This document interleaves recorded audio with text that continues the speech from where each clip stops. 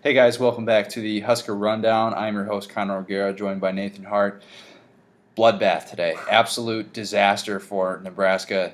Got off to a great start, got off to a 21-3 lead in this game against UCLA, and fell 41-21. An ugly, ugly second half all around. That went about as bad as Husker fans could have dreamt of. I mean, it was just an odd change of events to have that happen like that. Nathan, what do you make of a game like this, really?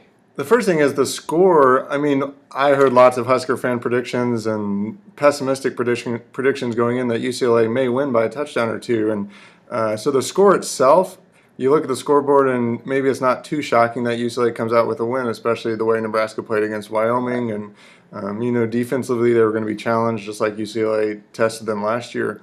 But just the way it happened was absolutely demoralizing for this Nebraska team. It'll be a test for them to respond to come back from this week because it was just a demoralizing loss the way it played out. Yeah, and really in the first half, the momentum, I hate to throw that word around. I know we don't like using that word, but the momentum really did change in the first half when Brett Hundley, UCLA quarterback, extends a drive, converts on a play that he probably should have been sacked on a 3rd and 12, extends the drive. UCLA gets their first touchdown right before the half, and that really changed things entirely. UCLA went into the locker room feeling good, and the Huskers just had no answer. They had absolutely no answer. Once UCLA figured out what the Huskers were doing defensively, the way that they tried to contain him, I mean, it was open season. He had all day to throw, and they weren't getting pressure on him. And really, the tide changed so quickly in this game, and all of a sudden you just look up at the scoreboard, and it's 38-21, just like that. I've never seen a game quite like that, where all of a sudden it was so night and day in that game that really, I mean, that's as bad as it gets. Yeah, and what was interesting was defensively, we knew this was going to be a test for Nebraska, and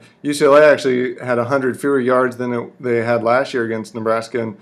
And you can really pin a lot of this, despite the final score, on the offense. There were several drives starting in the second quarter into the third quarter where they did nothing.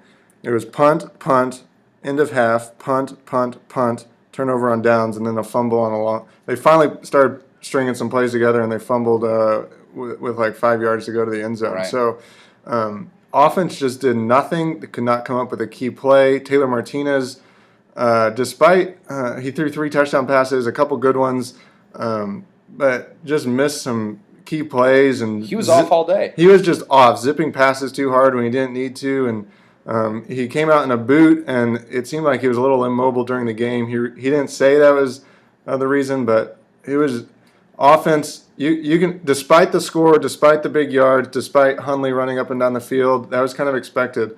Offensively, Nebraska couldn't keep up, and you can pin a lot of this on the offense. Yeah, Bo Pelini really said, too, that he wasn't satisfied with his offensive performance in the first 2 games, and he said there were things that they really had to clean up. This wasn't a finished product. Just because you score 56 points against Southern Miss, there are still signs that you need to improve. When you're getting short fields, it's a lot easier to look really good, and that's what he said about the first half. He's like, we didn't really look that good in the first half. We were just given a lot of short fields, and we converted a couple plays here and there, but we still are not in sync offensively. He even tried to pin it on the media a little bit, saying that some of their offensive players may be reading too much of the press clippings and saying that they're too confident. Whatever it is, they're not executing. Simple as that. I think that starts at the quarterback position. I think Martinez being accurate is the only thing that's going to really allow for this running game to get going. He's getting time, but now that he's not mobile. He's not the same quarterback that he was in years past where he can move around and create on his own.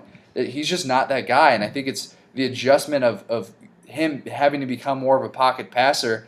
There really is more pressure on him to be accurate, and he did not show that today. I think the players and coaches only had 10, 15 minutes to process the game before they got sent out to the media, who was ready to pounce. Yeah.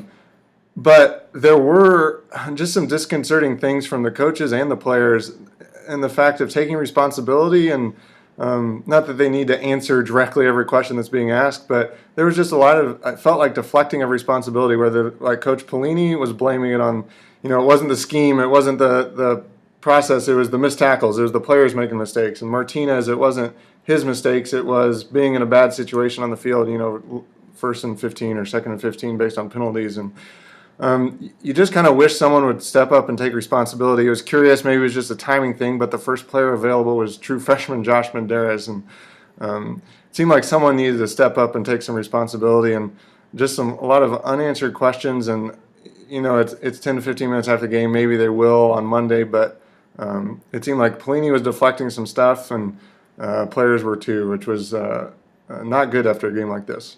And they kept saying that Hundley didn't do anything different in the second half.